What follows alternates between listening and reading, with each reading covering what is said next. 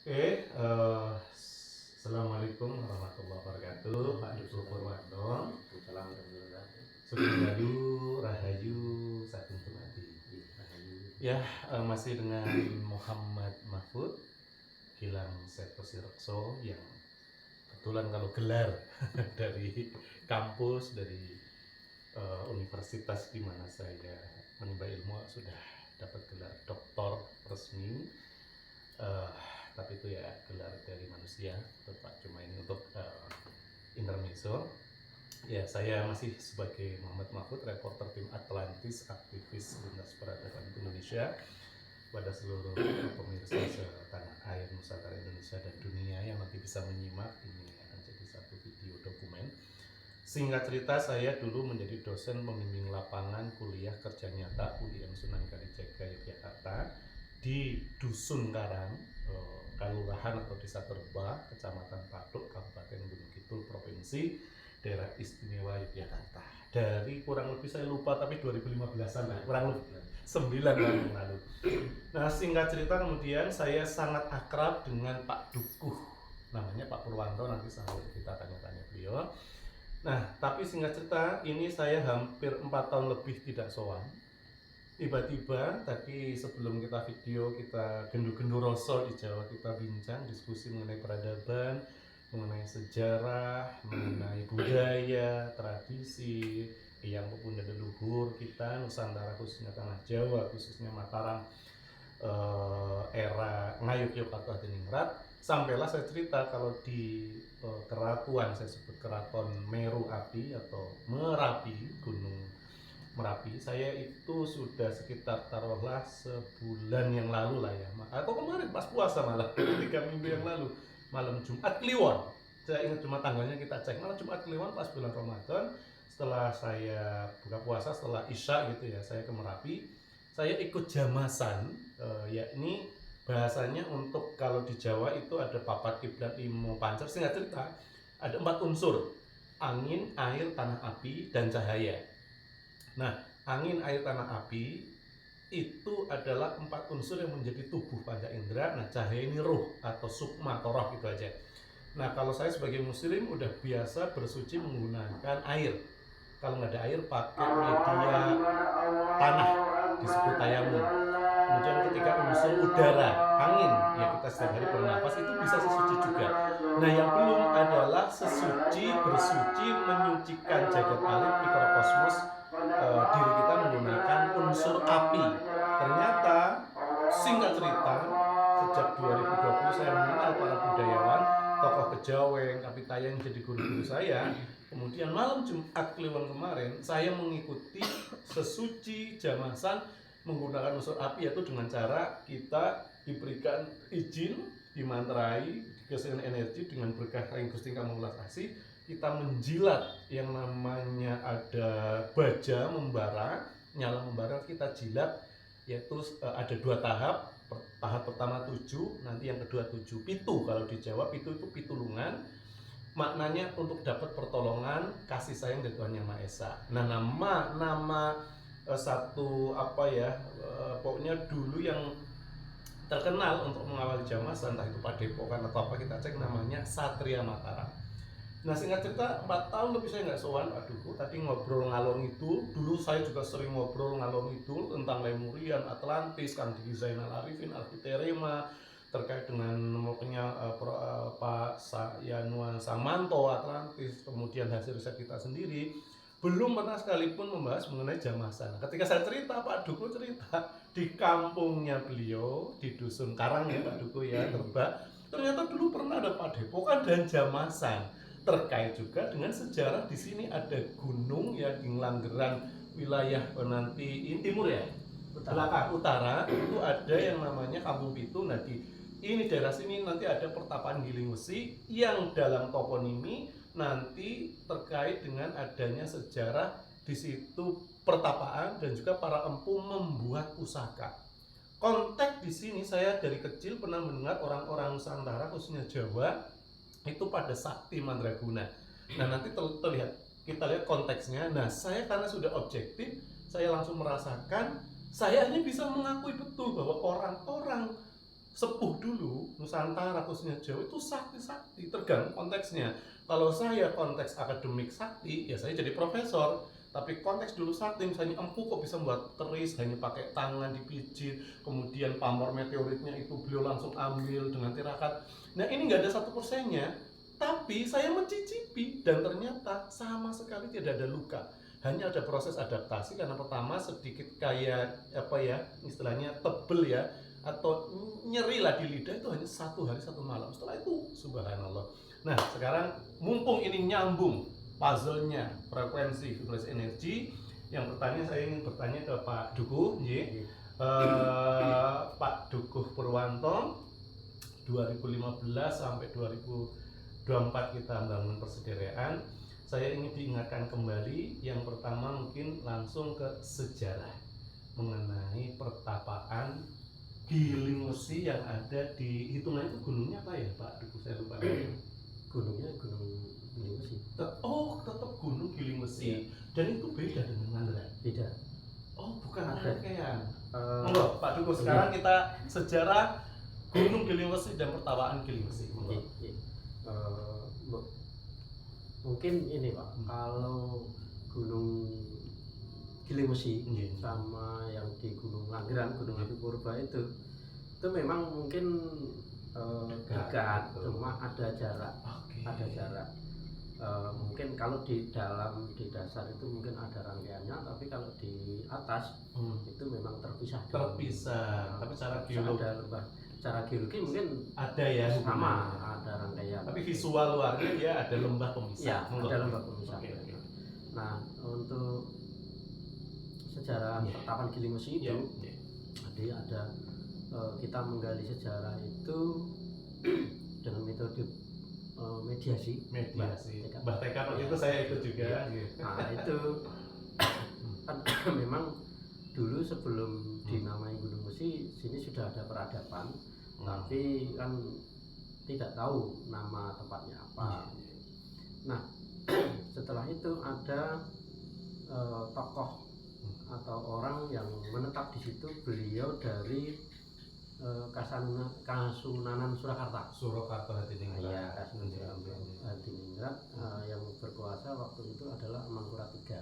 Sinuwun Gusti Amangkurat III. Nggih. Beliau di Sambernyawa nggih. Beliau diperintahkan untuk menjadi prajurit Telik Sandi. Oke.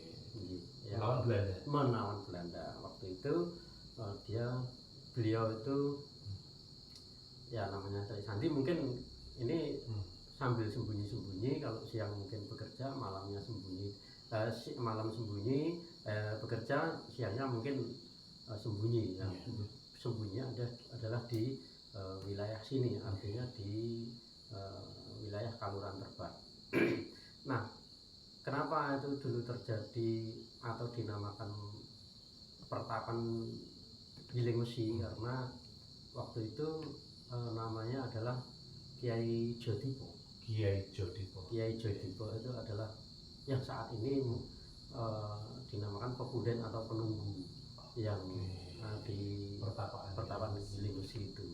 Nah, sampai saya waktu kecil itu masih ingat banget. Jadi beberapa tokoh warga sini itu sering ikut menepi di sana, itu dijanji-janjikan dengan untuk bisa mengambil pusakanya. Artinya Mbah Kiai Jodipo atau Joyodipo itu menyamar menjadi tukang pandai besi.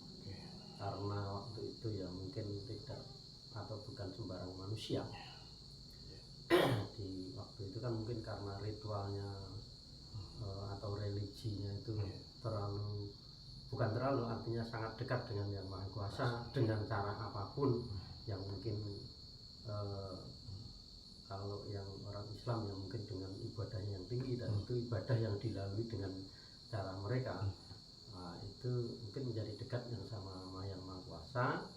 Nah, dari yang pandai besi itu menghasilkan pusaka-pusaka yang mungkin dipakai untuk melawan Belanda atau mungkin dibagikan kepada para prajurit. Berarti beliau sebenarnya seorang pandai besi Gusti Joyodipo tadi ya, Nah, itu sudah kalau bahasa lainnya itu sudah selevel seorang empu pembuat pusaka ya, keris. pusaka ya. Ada Oh, keris, iya. ada keris, ada apa namanya tombak, ada tombak. Maksudnya ada penemuan artefak materialnya itu pernah ditemukan atau ada yang pernah ya di Causi gitu? Di Causi. Di Causi. Sebenarnya dia pernah pirsa langsung. Saya hanya Pak, Dapat cerita ya. dapat cerita dan tidak bisa menyaksikan langsung. Dan termasuk mungkin ada itu seperti yang tadi saya ceritakan bahwa secara geologi ada rangkaiannya dengan di Gunung Api Ngelanggeran, itu dibuktikan dengan di sana ada batu yang berlubang-lubang. Artinya mungkin dulu munculnya magma yang meletup atau apa menjadi lubang. Nah, tapi mungkin untuk munculnya Mbah Kyai Joyodipo dan peradaban yang dulu masih gunung apinya aktif, mungkin dulu aktif itu lebih dulu gunung apinya ya. Oh, itu yang jutaan tahun. Yang jutaan tahun yang lalu. Iya, betul. Yang Mbah Joyodipo kan baru beberapa ratus Iya, tahun iya, gitu. 1887 kalau nggak Iya, salah, betul. 1987 itu. Nah itu Kyai Mbah Joyodipo karena mungkin berani tampil atau apa, nah, oleh masyarakat itu dijadikan sebagai tokoh di situ. Dan sampai punde. Dan sampai beliau meninggal karena mungkin kesaktian atau apa, moksa di situ. Jadi secara informasi dari para kesepuhan, beliau tidak meninggal secara jasad tapi moksa. Tidak. Ya, karena tidak kita temukan nisannya di oke, mana paham. gitu. Moksa.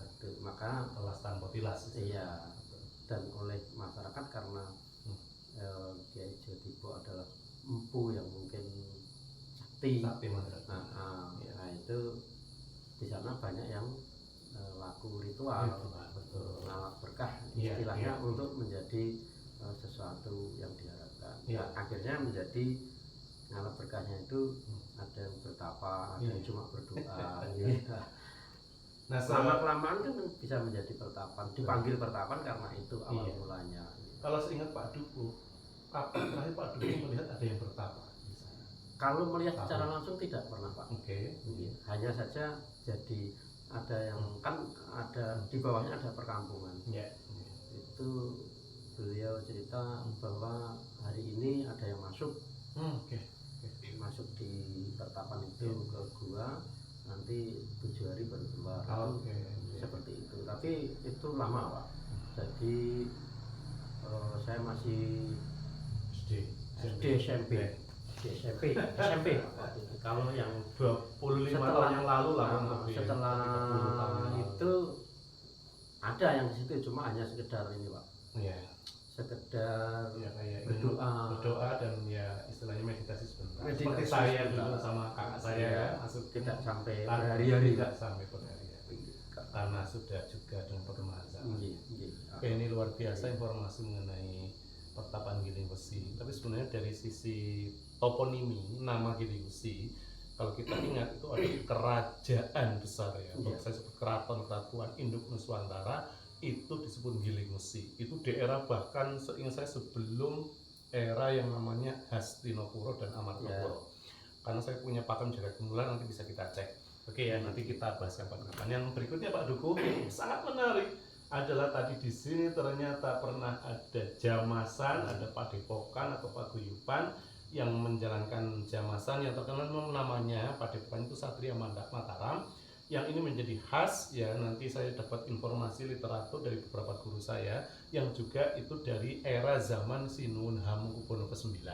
Itu masih jalan di keraton juga, sak penginggil bahkan sampai ke kerajaan Mataram era Mahaprabu Sanjaya pun secara informasi dari para narasumber saya yang melakukan jamasan itu sudah ada sesuci bersuci dengan menjilat api sebagai pelengkap 4 unsur tadi, angin, air, tanah, api, papa kiblat, dan 5 pancer terkait dengan sukmo sejati atau ruh ya bahasa Islamnya, atau sebenarnya disebut juga dengan cahaya yang kemudian itu murni dari Tuhan. Kalau bahasa Islamnya ditiupkan 4 bulan 10 hari.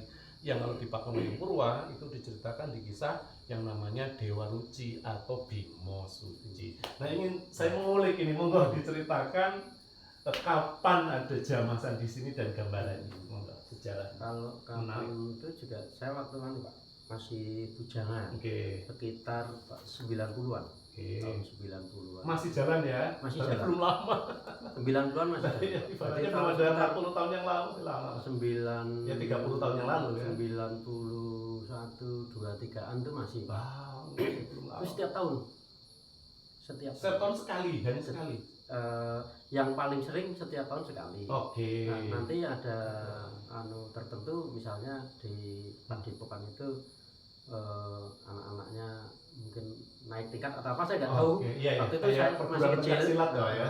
Waktu itu saya masih kecil, Iya, itu juga melakukan ritual itu. Jadi saya melihat langsung, Iya. tapi tidak melakukan langsung Iya. karena saya waktu itu masih muda, masih kecil, Iya, iya.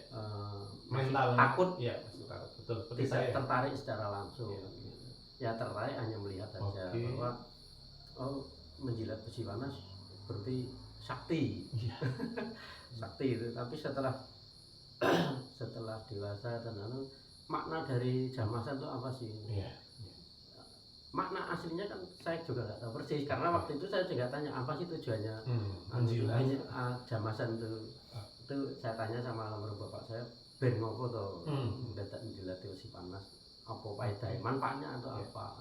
Maksudnya bapak kandung? Iya, bapak kandung. Ikut pernah ikut bapak Nah, kandung? bapak kan termasuk seniornya Pak. Bapak saya seniornya dulu. Iya. Ada nama padepokannya atau paguyubannya? Saya lupa dulu apa Pak. Iya, Kalau tempatnya di tempat Pak Eri. Iya, kalau induknya Satria Mataram. Saya kurang tahu kalau induknya itu apa, tapi kalau yang sini nggak tahu namanya. Oke. Tapi untuk itu bahwa ini apa? Kalau kita bisa menjilat panasnya itu, diibaratkan kita tidak terluka, hawa nafsu yang berkobar, yang panas-panas bisa kita kalahkan, Bisa direda, bisa dikendalikan. dikendalikan. Filosofinya di situ. Mungkin seperti Iya, itu. iya. Tapi yang beliau ceritakan seperti itu. Oke. Nah, yang untuk lebih jauh saya nggak tahu persis, Iya. karena waktu itu masih kecil. Cuma penasaran aja kenapa harus dijilat Iya, besi iya. panas. Iya. Itu ada. Nah, terus saya juga waktu itu namanya anak kecil juga nyeletuk benda panas dikawake neng coba jabune mantra. Coba jabu. Mantranya apa kita juga Iya, nggak tahu. iya. Tapi pernah saya baca juga Iya. buku bapak saya. Oh. Tapi nggak tahu sekarang bukunya Nah. di mana. Kemungkinan sudah hilang atau Kemungkinan hilang. atau disimpan belum ketemu. Kemungkinan hilang. Kemungkinan hilang Pak. Saya- Karena dimakan apa? Raya. Rayap. Betul. Pernah baca itu. Teknologi leluhur ini. Baca-baca mantranya beliau dari bapak itu ya. Bapak juga sebenarnya dulu menyarankan untuk ikut, Iya, iya. tapi saya waktu itu belum tertarik. Iya. Karena juga perkembangan zaman, Perkembangan zaman. generasi muda ya, Iya. kemudian generasi Ini. sepuh. Tapi setelah saya sudah menjadi dewasa, saya berpikir supaya tidak bertentangan dengan agama itu bagaimana. Iya, iya. Termasuk seperti itu ya, Oke, menjadi paham. pertimbangan waktu dulu. Iya, iya, iya. Kalau sekarang ya asal itu tidak menyimpang monggo ya. Nah. Seperti itu. Nanti Jadi dari iya. inti dari jamasan itu kan Iya. tidak hanya sekedar menjilat api Iya, panas, iya, iya, seperti tadi saya sampaikan, Iya. melawan hawa nafsu, Betul. meredam hawa nafsu. Nah, nanti untuk penjelasannya itu kita lah bahasa paradigma saya di kamus itu integrasi interkoneksi. Ada agama atau religion, ada sains. Ini juga kan sains ilmu metalurgi. Kemudian ada filosofi agama, budaya, teknologi, dan ini semua kan kaitannya antara yang disebut mikrokosmos dalam bahasa Jawanya jagat alit, manusia, ada makrokosmos namanya alam semesta jagat raya gitu ya. Unsur-unsurnya tadi ada angin, air, tanah, api, cahaya, termasuk di baja yang kemudian dinyalakan kita jilat, dan semua itu ada kaitannya dengan atas izin Tuhan Yang Maha Kuasa. Kalau bahasa kita di Jawa disebut jagat kelanggengan, bahasa sains filsafat ilmu barat disebut meso atau metakosmos.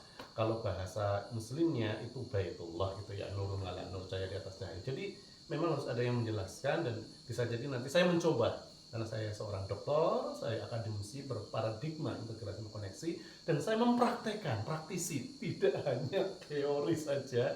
Nah ini dalam rangka hanya satu. Saya membuktikan ini bismillahirrahmanirrahim dengan berkat dari Allah, Rasulullah SAW, Tuhan Yang Maha Esa, para yang punya leluhur, bahwa hanya spirit nasionalisme, cinta tanah air untuk kebangkitan, kejayaan kembali Nusantara Indonesia tercinta memimpin rumah kita sendiri dengan yang namanya konteks. Di sini saya sebagai orang Indonesia adalah ada Pancasila, Undang-Undang Dasar 1945, kemudian ada Bhinneka Tunggal Ika, dan ada Negara Kesatuan Indonesia. Saya sebagai muslim yang berakhlakul karimah, beruswatun hasanah, khairun nas anfa'un linnas, dan rahmah las asih lil alamin. Dan ini semua adalah sebagai, karena saya nggak ingin nyari bukti sebenarnya, tapi bukti itu datang dan saya membuktikan langsung dan memiliki sugesti keyakinan bahwa kita memang sudah saatnya untuk memimpin rumah kita sendiri dan memimpin dunia dengan tadi yang saya sebut, yakni disebut dengan kepemimpinan, keteladanan, dengan ingar sosung tulodo ing madya mangunkarso pilihan darah ini yang dicontohkan oleh Founding Fathers, terutama oleh Pak sang proklamator Presiden RI pertama Pak Soekarno, ya kan, yang kemudian beliau sangat terkenal, kemudian juga beliau yang ikut mengembangkan PBB dan seterusnya. Nah ini hanya demi untuk kejayaan Nusantara, bahasanya agar kembali menjadi gemah ripah loh Cinawi, Toto Titi Tentong Katura Harjo, bahasa muslimnya Bargatun Bayyikatun Warkun Hukul. Oke, sebagai penutup, saya minta sedikit closing statement ataupun yang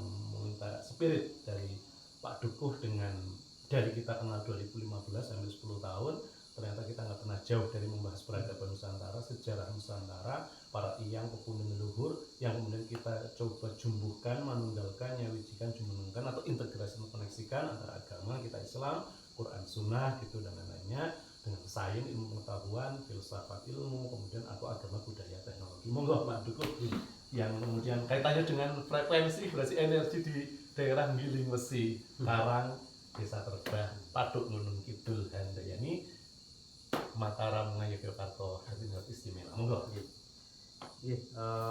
Untuk dari saya, mungkin untuk generasi muda mungkin hal-hal seperti itu mungkin akan menjadi sangat mustahil atau menjadi apa ya, semacam dianggap kemunduran, dianggap kuno, kuno, primitif. Saya dulu juga menganggap seperti itu. Sama, kalau juga menganggap begitu. Saya dulu juga menganggap seperti itu. Tapi ketika kita membuktikan bahwa alam itu semuanya, semua kisah alam itu ada di Al-Quran. Semuanya ada di surat macam-macam. Termasuk itu adalah Big Bang. Terjadinya bentuk terjadinya langit dan bumi, bahwa dulu langit dan bumi adalah satu-kesatuan, terus dipisahkan itu dalam Al-Anbiya. Hawking, betul, Anbiya. Nama saya Al-Anbiya ayat 30 ayat. Oke, kalau kita cek seperti itu. Nah, dan lain-lain banyak itu dasar hukumnya. Nah, dari itu jadi semua termasuk kebudayaan itu adalah atas izin Allah. Untuk kebudayaan yang baik, atas izin Allah. Untuk perkembangan itu termasuk di Pertapan Giling Wesi, bahwa banyak orang-orang yang datang ke Giling Wesi, walaupun sekarang mungkin tidak sebanyak kayak dulu karena memang alamnya sudah berbeda, modern dan dulu belum modern. Itu berarti bahwa semakin banyak orang berdoa di suatu tempat, itu pasti di situ terdapat kenyamanan, ketentraman, kedamaian. Itu bisa dibuktikan ketika orang-orang yang datang ke Mekah, Madinah, bahwa di situ pusatnya bumi, semua peribadatan di situ. Ya, banyak yang datang cerita itu bahwa di situ tempat yang nyaman. Dan di dalam dunia pewayangan, kenapa orang bertapa harus di hutan, harus di gunung? Karena harus menyepi, mendekatkan diri kepada Yang Maha Kuasa. Termasuk di Pertapan Giling Wesi itu di gunung. Artinya semakin dianggap tinggi, tempatnya tinggi, tinggi ya, walaupun tidak tinggi sekali tapi agak jauh dari pemukiman, Dari keramaian. bisa menepi, artinya menyepi. Kalau anak-anak sekarang mungkin bukan seperti itu yang dilakukan, tapi mendaki gunung, Betul. meresapi kehidupannya. Ya. Nah, itu dulu di Pertapan Giling Wesi seperti itu, dengan era yang berbeda, dengan cara yang berbeda, tapi intinya sama. Saya kira sama intinya Pak, dengan para pendaki yang notabene mencari kedamaian, bukan mencari petualangan Pak, beda. Karena di Pertapan Giling Wesi saya rasa insya Allah sampai sekarang desa kami adalah masih menjadi aman tentram, lestari insya Allah. Dan termasuk ada apa, burung elang yang Elang Jawa. sampai saat ini masih Masih sering hadir ya. Sering Oh, hadir sering di- ngirim ke saya. sering hadir di kampung gitu, mencari mangsa atau apa, ayam gitu. Jadi intinya di semakin banyak yang berdoa di situ akan semakin banyak kedamaian di situ. Insya Allah Pertapan Giling Wesi akan membawa energi baik untuk lingkungan sini, dan mungkin untuk yang pernah datang ke Pertapan Giling Wesi Ya Allah. itu, Ya, gitu. Seperti itu Pak. Oke, terima kasih Pak Dukuh. Kalau masih ada ini nggak macannya harimau yang nampak? Enggak ya, sudah lama pengajian. Sudah lama tidak. Ya, itu dulu ya. Dulu, ya. ya. Oke. Nah, sekarang yang banyak muncul ular. Oh, ular. Kan ular wajar. ya. Ular gede, Oh, besar. Sanca, piton itu. piton. Ya mungkin sebesar Belum Pak- lama. Oh, gitu sebesar- masih ya, ada Pak ya? Wahyudi menangkap yang sebesar kaki, Berapa meter itu? 3 meter? 4 meter. Wah. Ya karena Pak. hutan lebat ya. Sekarang semakin lebat Pak. Makin lebat betul karena setelah musim kemarau kemarin kan hujannya juga kan. Kemarin pun saya mau naik ke puncak sana itu pun mikir-mikir, karena di sana ada sarang ular. Oke, iya, iya. Oke. Ya alhamdulillah semakin lestari. Ayam alas masih ada ya? Banyak. Ayam alas Iya, banyak, Pak. lestari. Hanya saja kan Iya. memang ayam alas kan liar Pak. Ya, Kita baru mendekat aja sudah hilang. Iya. Yang penting adalah tadi yang paling ikonik ya, maskotnya elang Jawa, elang Jawa. Pancasila, karena memang itu kenikmatan sendiri saya sebagai pelaku sering spiritual gitu lah ya, di hutan-hutan kalau hadir elang Jawa itu sudah speechless, kayak apa, satu energy powerful. Oke ya Pak Dukuh, Pak Purwanto, ini kebetulan ada ibu beliau tapi nggak tersebut. Terima kasih sekali, ini luar biasa setelah 4 tahun soan. Setelah ketemu rasanya kayak baru minggu kemarin. Tapi nyambung via WA, kita berkabar, kita membahas peradaban gitu ya. Dan memang ini masih banyak yang harus kita kulik ya, dan kedepannya nanti kalau ada waktu saya ingin melacak lebih dalam mengenai Jamasan tadi, ke Pak Heru lagi yang dulu waktu itu sama Pak Dukuh, temannya Pak Heru, kemudian kita ke Pertapan Giling Wesi. Saya 3 atau 4 kali Pertapan Giling Wesi sama Pak Dukuh pernah, kemudian saya ngajak kakak saya Mas Sugeng dan Citaldo, kita pernah nginep di Kampung Pitung, Langgeran paling ujung timur ya. Ya, Bapak itu di Pak Darno, Mbah Pak Dalino. Pak Dalino, sama yang sebelumnya yang sepuh yang di dekat ada Sembrani tapak kaki Rejo. Mbah Rejo. Luar biasa, ini bukan di Jawa, bukan nama, belum lama, 4 atau taruhlah 2015, kemudian saya 2016, 17, 18an mulai keliling explore. Ya belum ada 10 tahun lah, berarti belum begitu lama. Terima kasih atas informasi ini. Nanti ini akan saya konfirmasi, bahkan kalau perlu saya klarifikasi, koreksi dengan paradigma tadi, integrasi interkoneksi dari sisi religion, agama Islam. Kita ada Quran Sunnahnya, ada tafsir gitu ya. Sainsnya nanti ada ilmu geologi, Gunung Api Langgeran Purba, Gunung Giling Wesi, ada arkeologinya juga, komparasi mitologi, kemudian ada ilmu fisika dan sebagainya lah ya, ilmu metalurgi ya kan. Dan di sini ada budaya tadi pakem wayang purwa, dan ada jelas ada filosofisnya atau ada filsafatnya. Matur sembah nuwun.